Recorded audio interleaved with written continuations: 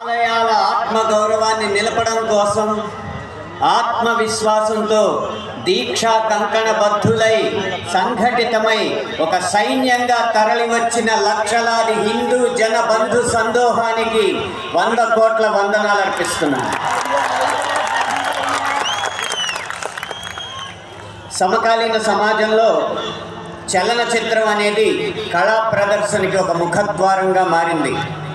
అది వెండి తెర మీదైనా, బుల్లి తెర మీదైనా, మన చేతుల్లో ఉన్న బుజ్జి తెర మీదైనా ఈ చలనచిత్రమే సంగీత, సాహిత్య, నృత్య, నటనాది కళారూపాల ప్రదర్శనకి ముఖద్వారంగా మారింది.